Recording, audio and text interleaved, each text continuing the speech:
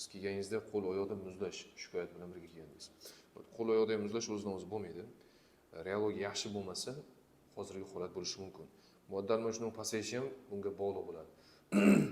Yozda asosan, yozda ham, qishda ham farqi yo'q. Bunaqa odamlarning qo'li, oyog'i muzdek bo'ladi doimiy. Bunaqa odamlarda qanaqa asosan effektiv lecheniya bo'ladi? Shamollash prosesslari qonda ko'p bo'ladigan bo'lsa, bu narsani to'g'rilash kerak bo'ladi va plus qo'shimcha vitamin D qo'shishimiz kerak bo'ladi. Chunki vitamin D kam bo'lsa ham qo'l oyoqda muzlash ko'proq bo'ladi. Bu narsani men hozir sizga to'liq qilib yozaman. Buni lecheniyasini boshlaysiz. O'sha yaxshi tomonga o'zgarishni boshlanadi. Shu paytgacha hech kim tegmagan, bu bo'yicha hech qanaqa lecheniya bo'lmagan, olib borilmagan. Va o'sha qo'l oyoqda muzlash muzdek bo'lib turadi.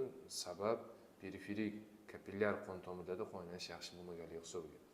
Bitta единственный yana bitta narsa bor. Sport.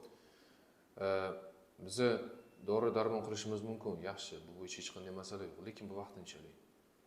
Agar siz sport bilan doimiy regular ravishda shug'ullanayotgan bo'lsangiz, simboliy lecheniya vaqti ham hozirgi vaqtda vitaminlar bilan birga sportni ham to'liq olib boradigan bo'lsangiz, bu ancha muddat sizga xizmat qiladi hozirgi davo chorasi.